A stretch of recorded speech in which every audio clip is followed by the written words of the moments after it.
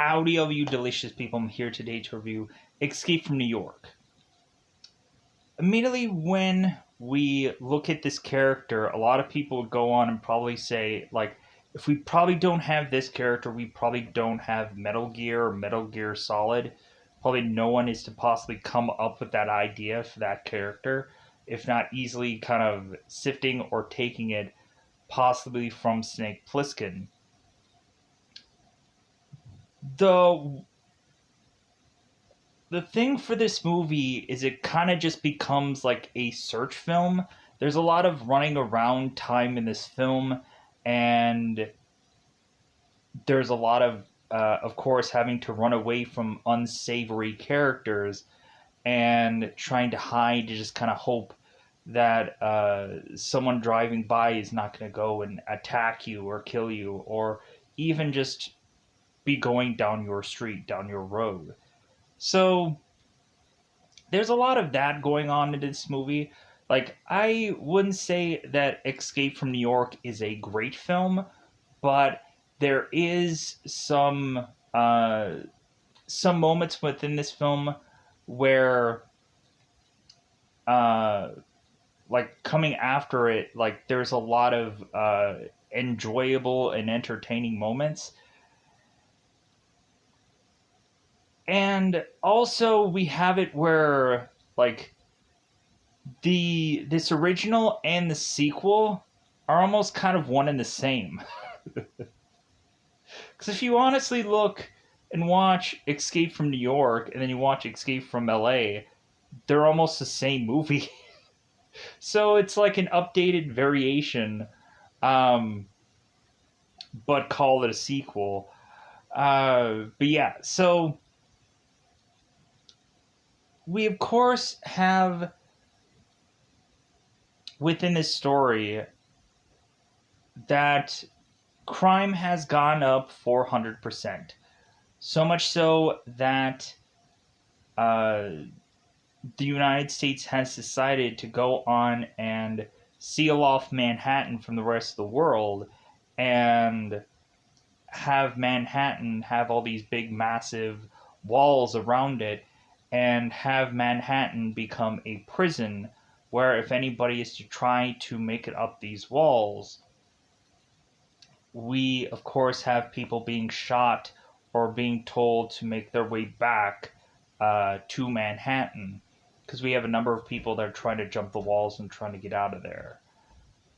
So we of course have the president, who someone is to hijack Air Force One or David 14, and this is in like we have like the years that say 1988, and then it goes into what is to be current time to be 1997. So kind of some time has passed between all of this stuff. So we of course have the president that is to accidentally be forced, well, accidentally be forced. He is to be forced because of his plane being hijacked to take a pod from this plane and be shot out of it. And so the military tries to, of course, retrieve the president to find out that they just can't because there is a threat that the president may be dead. So instead of sending a military force, they send a military guy to go on and try to retrieve the president. A guy, of course, that is seemingly very famous or infamous, not quite sure. But it seems that this guy is to be like the Bruce Wayne, where everybody is to know who he is. Or it seems that a lot of times we have conveniently that Snake Plissken is to know people that were, of course, sent to Manhattan. Conveniently, but still, I guess a quicker way to help us get through parts of the story because it's only an hour and 30 some odd minutes. Uh, but yeah, so with that said, that's kind of like the long stretch of teeing it up version of this movie. Um, but eventually I'll get into the nitty gritties and stuff like that. Interesting to note, there are certain friends of John Carpenter who were to lend like their voices and stuff like that in this movie. We have like Jamie Lee Curtis, who does certain like computer voice, computer voices in this movie, and I was like, ooh, like that's interesting. Uh, but we also have a certain number of people in this movie uh, that are probably to be known throughout other things. Like, of course, the president. A lot of people would know him as the guy from Halloween, or the guy who ends up playing Duke. A lot of people probably remember him as Chef from South Park. Kind of interesting barrage of choices for the cast in this film. So, with that said, I've spent so much time. I'm sorry, kind of building up this movie and whatever. But I think it's about that time for us to go out our way to say it's about that time. Just go into spoilers about this one. Let's just go into spoiler time. Spoiler time. It's about that time we get to spoil this movie. So we of course have the the criminals who are to be stuck behind Manhattan, and this of course was to actually be called the New York Maximum Security Penitentiary, Manhattan Island. Sure, and we have the military, who of course is to be isolated at the Liberty Island Security Control, who are going on and hiring Snake Plissken to want to take on this job to, of course, save the president. So, within this film, we have Hawk going on and having Snake and kind of briefing him on, like, hey, Snake, I got a mission for you. It's like you can save the president. And Snake's like, who? Like, come on, Snake, you know who the president is. Snake's like, like, Snake really has like no real like respect for authority, or really he doesn't really care about any of this stuff, but all he cares about is really like what's in it for him. That's all that matters. So Hawk is to tell Snake that's like, well, hey, if you do this mission for me, all of your charges, all of everything, it like your record is wiped clean. So, like, it seems that Hawk is to trust Snake to be able to do this mission, because Hawk himself was to try and go on and retrieve the president with his helicopter to find out there was a guy named Romeo who appears, and he is to tell these men that they need to leave or the president is going to be killed. So these guys start running off back into their helicopter to skedaddle out of there. So we have Hawk telling Snake that he is going to have to stealthily land with this plane onto, of all buildings, the World Trade Center. And immediately I'm just like, well, you could tell like this movie is gonna. If they ever remade this movie, they'd really have to probably do some updating, sadly, because stuff went down horrifically. But of all the buildings, the World Trade Center was the one building that, of course, this guy was to use to have to land on. I'm like, yeah, like that's just horrible to realize that. But hey, It's a movie that's done past a certain period of time. Can you blame them? Anyways, so Snake, of course, is to go on and get these injections, and so the doctor who is to place these injections is forcing Hawk to tell him the truth about what he had just did. And so Snake is to ask Hawk, like, what is he talking about? Hawk is to mention that this guy has 22 hours exactly to get back to them, or Snake is going to die. Because supposedly Hawk said 24, but then Hawk turns around and says, well, you're only going to get 22 because the president needs to go on and kind of be via satellite at this kind of summit and have this tape. And so really that's all these people care about, is that the president is going to be like in their hands and has this tape. So, which of course the president is to be holding inside this briefcase. So Snake goes into this plane and is to take off and is to land perfectly on the World Trade Center. It's a little bit rusty, but like he goes in for the landing. So Snake goes on and he is to conveniently have a tracker for the president. And he is to just kind of follow a heartbeat. Snake goes into, I guess, this demolitioned movie theater to all of a sudden see there is a number of guys just kind of singing and dancing around. All of a sudden, we of course see Ernest Borgnine. Ernest Borgnine. Who of course plays Cavi.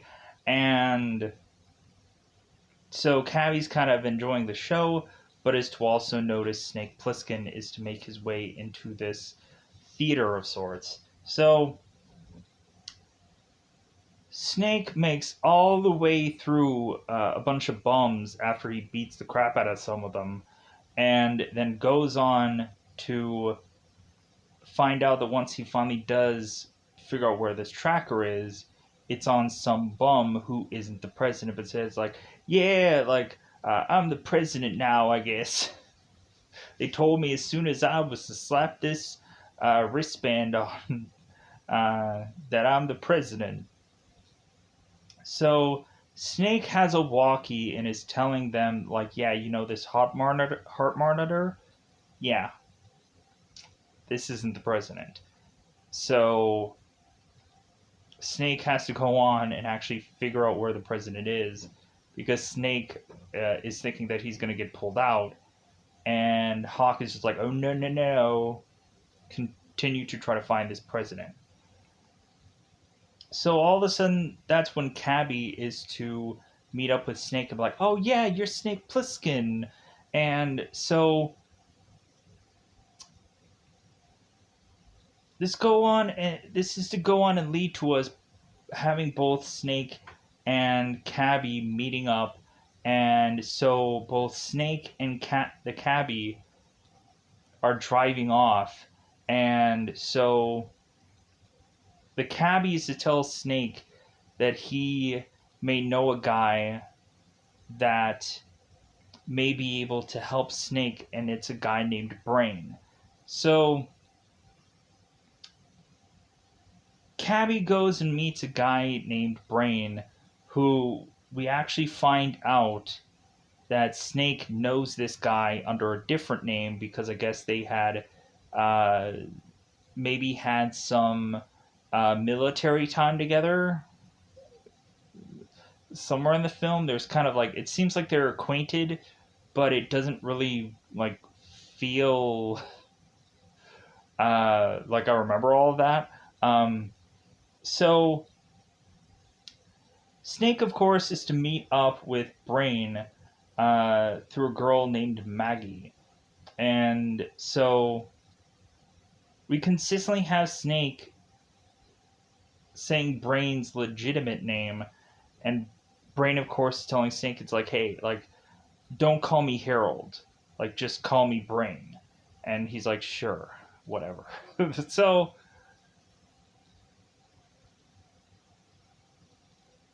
and I feel like there's a moment also where Snake is by himself, going on desperately trying to make it through part of this town, and he bumps into this one girl at this chock full of nuts, and he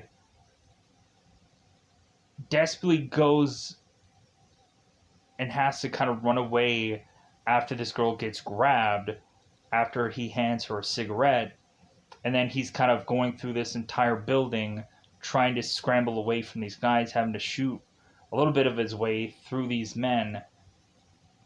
But then eventually, I think that's when he meets up with Cabby and starts talking to him, is I think kind of what happens in this film. So,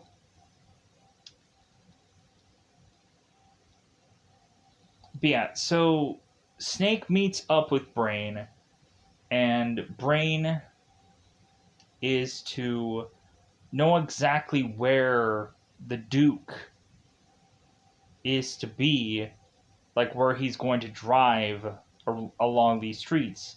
So Brain is kind of telling Cabby and Snake to kind of take these like off streets, which leads them to a kind of unsavory part of the roads where there's these guys that are kind of trying to jump onto this cab and like trying to like take advantage and start to like clock against this cab. So we have them like desperately trying to make it through this part of town, and so that of course leads us to having this group spot the Duke driving around.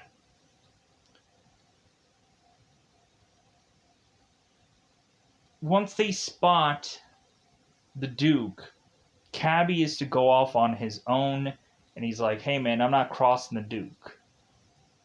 All of a sudden, we find out that Brain, Maggie, and Snake are all just like, oh crap, we don't have a car now because the Cabby left without the wheels. So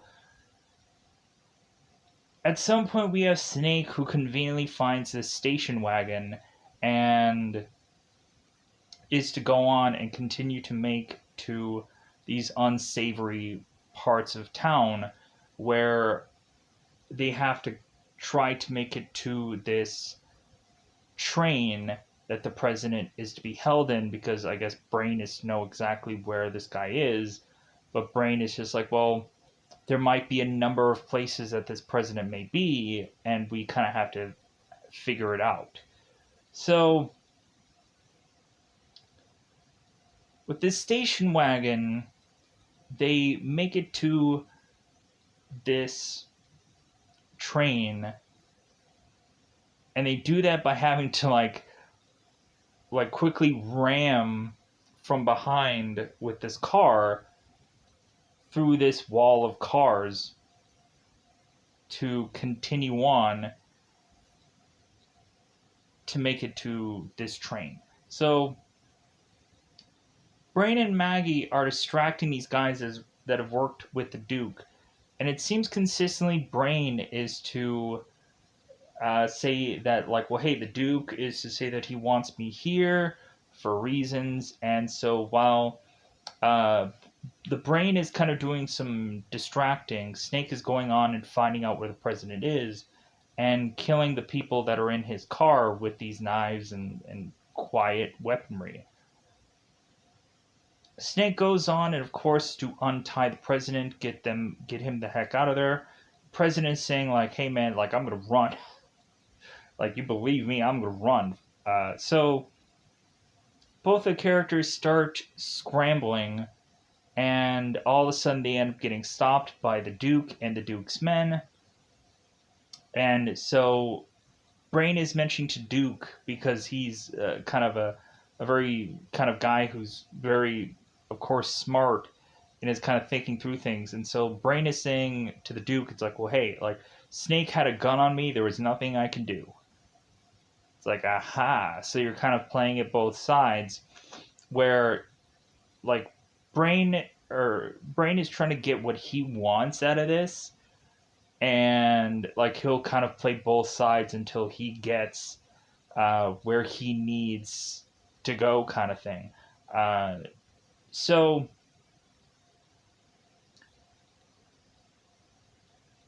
the Duke, of course, is to take Snake and the president and kind of put them into an area. And so they basically take everything off Snake, even his shirt, and they kind of lay him down somewhere. And so he wakes up after kind of getting knocked out to have to go on and fight this big muscular man named Slag, who I guess is Ox Baker. So we have, of course, the Duke, who's having some firing practice on the president and consistently shooting him with this gun as people are going, whoa, like, hey, like trying to scare the president. And so the Duke is asking the president, like, hey, what did I tell you about me? And so the president says that Duke is a number one and that he is like uh, the king of New York, the man of New York. So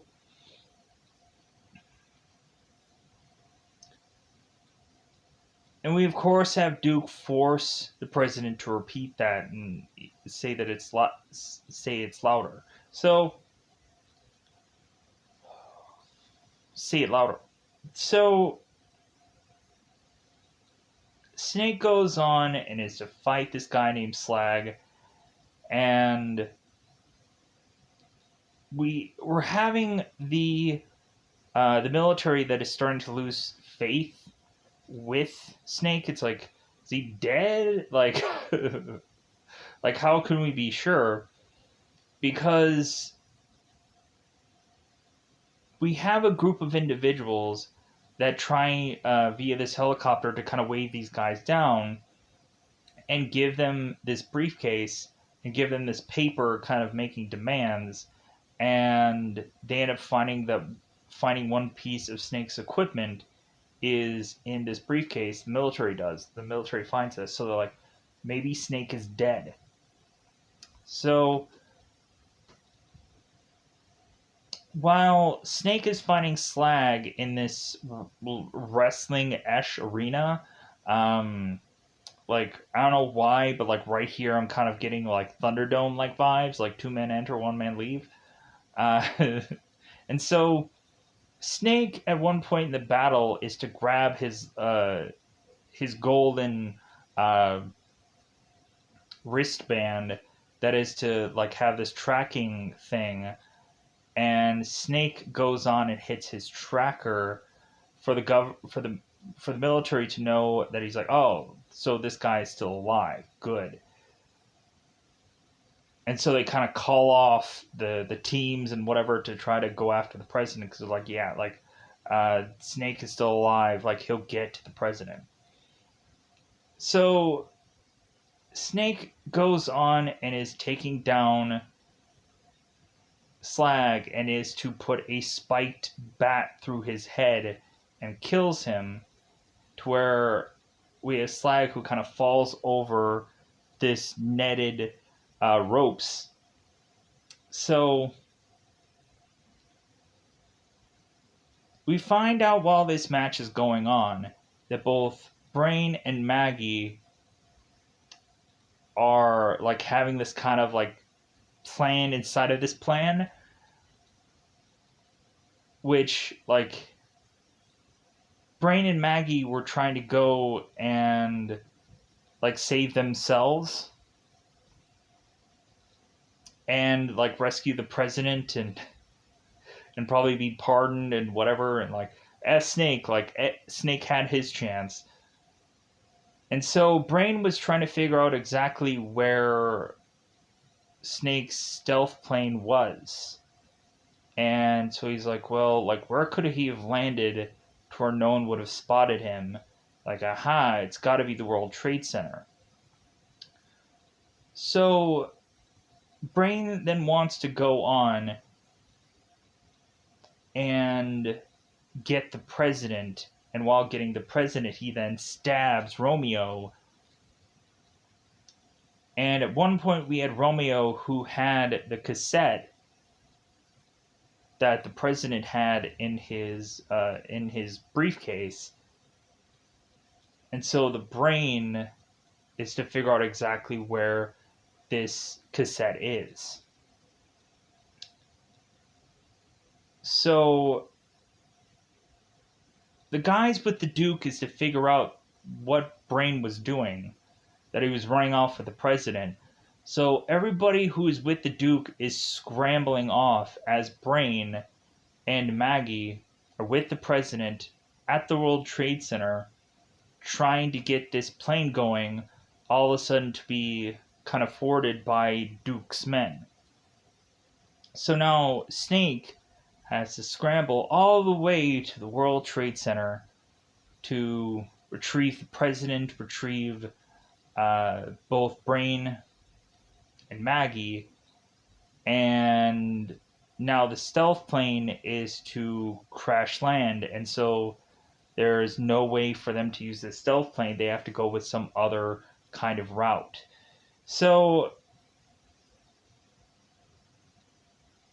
Brain is to tell Snake exactly where this cassette is.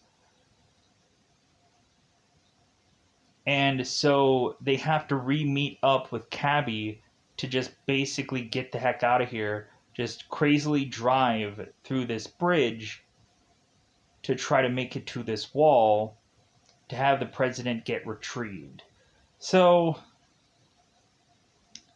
and I'm surprised that I've kind of gone on and talked about this movie this quickly. I thought that there would be a billion details for me to have to get through. But conveniently, I guess there isn't. Oh, like, or maybe I just kind of skipped all the details because heaven forbid I go on and notch every little bit of dialogue somewhere or some point or whatever. So, so while Snake, Brain, and Maggie are trying to skedaddle, they try to just want to like just take this car, but the car has no engine. They pop the hood up to realize that there's a guy with a crossbow there, and so that leads to all of a sudden the Duke showing up, and Snake is kind of blasting through all these guys, and they run off to at some point re-meet up with Cabby, and so then they're driving all the way to get through into this bridge again with unsavory neighborhoods and whatever.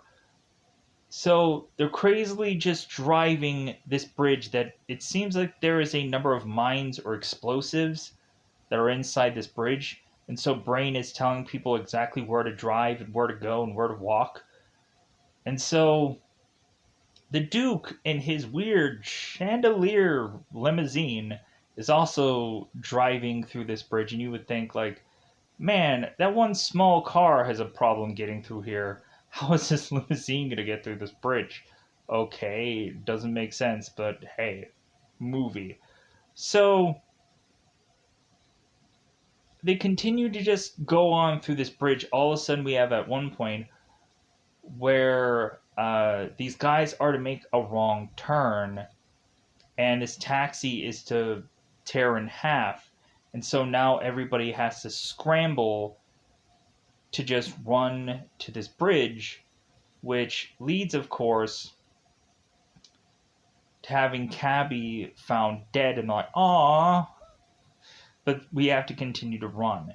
So Brain is telling everybody where to walk, and by accident we have Brain, of course, who is to die, and so Snake is turning to Maggie and telling Maggie, "Hey, like we need to go, like come on." And Maggie's like, "Hey, give me your gun." So Maggie goes on, and like the moment we see here, and I'm like, freaking, I really like Adrian, who plays Maggie here. Not only is she like a smoking hot woman, but then on top of that, she's like, "No, they took my husband." Pa, pa, pa. So cool. So Maggie makes her last stand here, costs her life, but still, it's a cool thing, anyways. So Maggie goes on and she's having her gun out and she's just firing at this limousine. And at some point, of course, the Duke uh, is to cause an accident, which leads to Maggie's death. And now the Duke is like scrambling to try, like on foot, to make it to where he is to visually see both the president and Snake Plissken. So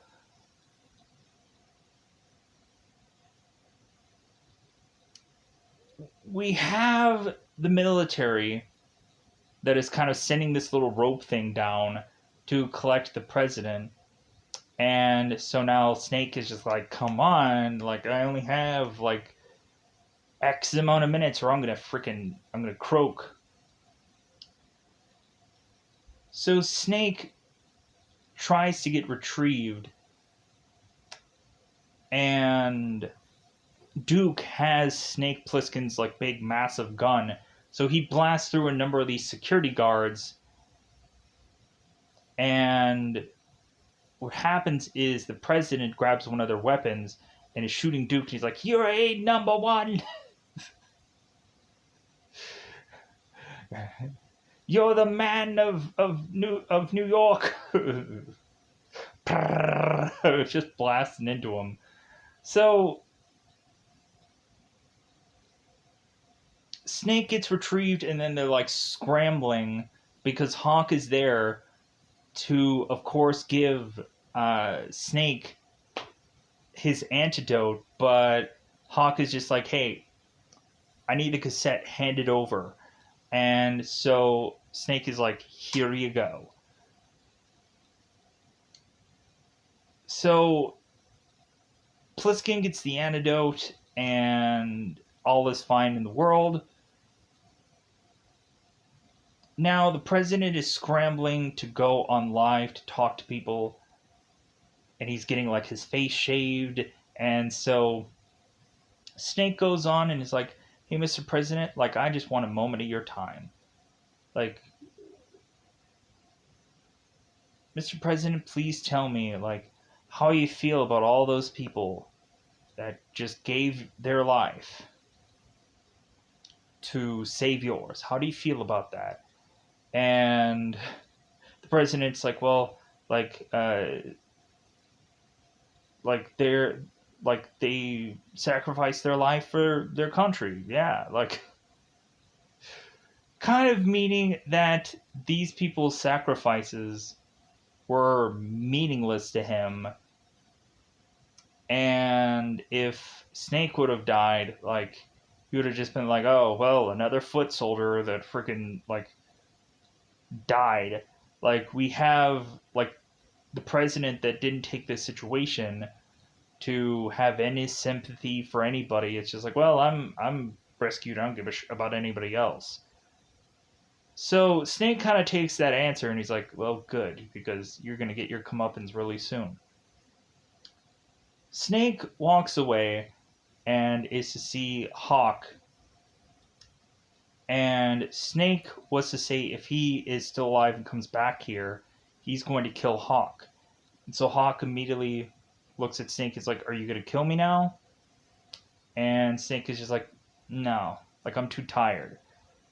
So Hawk is asking Snake, it's like, hey, I got a job for you. Like, hey, like, I can definitely use a guy like you. And Snake's like, nope. Snake walks off, and he has that secret tape, and he just starts unraveling every single bit of it, and it's tearing it up. Because the tape that the president plays is just some weird, goofy music, and he goes on live to like just have a thing of music where he's like, oh, like so.